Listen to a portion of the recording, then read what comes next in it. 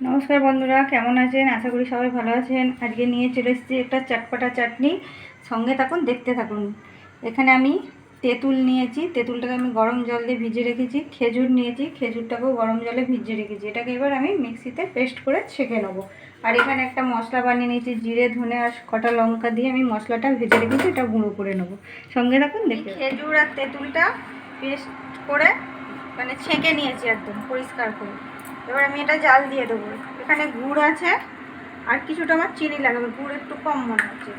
এখানে কাশ্মীরি লঙ্কা গুঁড়ো, বিট নুন আর সাদা লবণ, এগুলো দিয়ে আমি এখন এটাকে জাল দেবো। আমি ভেলি গুড় নিয়েছি, এরকমই দিয়ে দিচ্ছি কারণ একটু পরে গরমে গলে যাবে। আর এটাই আমি কোনো তেল ইউজ করছি না, কারণ এটা আমি 1 বছর ফ্রিজে রেখে দেবো। আপনারা চাইলে প্রথমে একটু তেল দিয়ে তারপরে তেলটা গরম করে তাতেই জুসটা ঢেলে দেবেন, তেঁতুল আর খেজুরে। আমি এতে তেল দেবো না, কীভাবে রেখে দেবো 1 বছর সেটাও বলে দেবো, দেখতে থাকো বলতে। এই দেখুন বন্ধুরা, কালারটা কত সুন্দর এসছে।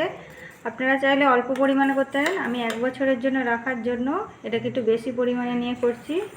এটা কারণ আমি ওখানে দাঁড়িয়ে অনেকক্ষণ টাইম লাগবে, তাই জন্য দাঁড়িয়ে না করে আমি নিয়ে চলে এলাম বাইরে বসে বসে করার জন্য।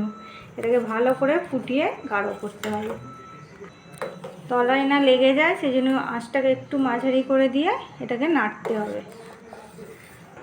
তো দেখুন বন্ধুরা, কত সুন্দর হয়েছে। এটা যত ঠান্ডা হবে গাঢ় হবে। আর একটু ফোটাবো, কারণ একটু মশলাটা দিয়ে ফুটিয়ে নেব। আমি ভেজে রাখা মশলাটা দিয়ে দিলাম। জিরে ধনে আর লঙ্কাকে একসঙ্গে কাঠখোলায় ভেজে নিয়েছি, ভেজে গুঁড়িয়ে সেই মশলাটা দিয়ে আমি আর একটু ফুটিয়ে নেব। এই দেখুন বন্ধুরা, কত সুন্দর কালারটা হয়েছে। এবার আমি দুরকমভাবে দেখাবো। এইটা কিছুটা তুলে নেবো, আর কীভাবে আমি 1 বছর রাখবো সেটাও আপনাদের দেখিয়ে দেবো। এবার গ্যাসটা কমিয়ে দিলাম। এবার এই বাটিতে কিছুটা তুলে নিলাম। এটা মানে এই কয়েকদিনের জন্য। আর যেটা আমি 1 বছর রাখবো বা 6 মাস, সেটা কিভাবে রাখবো সেটাও আপনাদের সাথে আমি শেয়ার করব। এটা আমি কিছুক্ষণ আগে নামিয়ে নিয়েছি, এটা এই 2-4 দিনের মধ্যে ব্যবহার করব বলে। আর যেটা হচ্ছে আমি রেখে দেওয়ার জন্য 1 বছর থেকে যাবে বা 6 মাস, যে যেরকম মানে ইউজ করুন সেইভাবে। আমি এটা আগেও করেছি, আমি 1 বছর রেখে দেখেছি। এটা আরও গাঢ় হবে যখন ঠান্ডা হয়ে যাবে জিনিসটা। এখন গরম আছে, আমি ঠান্ডা হওয়ার পর পুরো ভিডিওটা আপনাদের দেখাবো। এরকম কাচের বয়ানে আমি রেখে দেবো। আমি প্রথমে কাচের বয়ানটা ভালো করে পরিষ্কার করে কিছুটা গরম জল দিয়ে ভালো করে পরিষ্কার করে শুকনো করে রেখে দিয়েছি। এরকম আরও কয়েকটা বয়ানে আমি ভরে রেখে দেবো। এর থেকেও গাঢ় করে রাখলে ভালো, কিন্তু তখন আবার জল দেওয়ার আর দরকার নেই। এরকম করে রাখলেই হবে, এটা আরও একটু টেনে যাবে।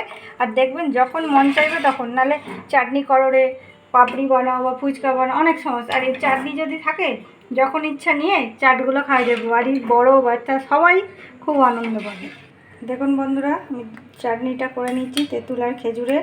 এটা একটু পাতলা রেখেছি, এটা কদিনের মধ্যে খেয়ে নেবো। আর এটা আমি রেখে দেবো, এটা 6 মাস 1 বছর থেকে যাবে ফ্রিজে যদি রেখে দেয়। আর বাইরে লাগে 3 মাস। এই দেখুন কত সুন্দর হয়েছে। আমি আগের থেকেও গাঢ় করি, কিন্তু এবারে আর করলাম না, কারণ তাহলে আবার একটু পরে জল দিয়ে তখন যখন খাবো গরম করতে হবে, তাই এরকমই। এটা এবার আমি কাচের বয়ানে ভরে রেখে দেবো। এই যে কাচের বয়ান রেখে দিয়েছি, তো কাচের বয়ানের মধ্যে ভরে রেখে দেবো।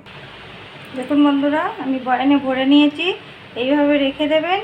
কোনো আত্মীয় স্বজন যখন আসবেন যে কোনো চাটের সাথে খেতে দেবেন, খুব খুশি হবে, আপনিও খুশি হবেন। আর আমার রেসিপি যদি ভালো লেগে থাকে অবশ্যই একটা লাইক করবেন, কমেন্ট করবেন এবং চ্যানেলটাকে সাবস্ক্রাইব করে দেবেন। Thank you.